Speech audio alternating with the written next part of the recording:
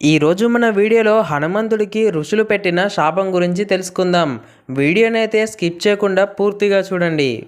హనుమంతుడు పుట్టినప్పటి నుంచే మహాశక్తివంతుడు.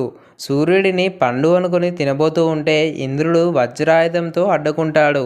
వాయుదేవుడి కోరిక మేరకు హనుమంతుడికి త్రిమూర్తులు, దేవతలు ఎన్నో వరాలతో ఆశీర్వదిస్తారు.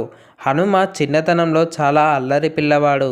తన శక్తులను నియంత్రించడం కూడా తెలియదు. ఋషులు, సాధువులు తపస్సు చేసే సమయంలో ఆట పట్టించేవాడు. వారి యజ్ఞ యాగాలలో ఆటంకాలు కలిగించడం చేస్తూ వారికి ఇబ్బందులు కలిగించేవాడు. హనుమంతుడి అల్లరికి ఒక ఋషికి కోపం వచ్చి హనుమ అల్లరిని ఆపాలి అని, తన శక్తులన్నిటినీ మర్చిపోతాడని, ఎప్పుడైతే మంచి కార్యం చేసే సమయంలో ఎవరైనా తన శక్తులను గుర్తు చేయడం వల్ల మళ్ళీ అన్నీ గుర్తుకు వస్తాయని శపిస్తాడు. అదేవిధంగా సీతాదేవిని వెతికే సమయంలో సముద్రాన్ని దాటవలసి వచ్చినప్పుడు జాంబవంతుడు ఇది హనుమకే సాధ్యం అవుతుంది అని హనుమంతుడికి తన శక్తుల గురించి చెబుతాడు. ఇది నీవే చేయగలవని, సముద్రాన్ని దాటడం నీకు మాత్రమే సాధ్యమని చెప్పి గుర్తు చేస్తాడు.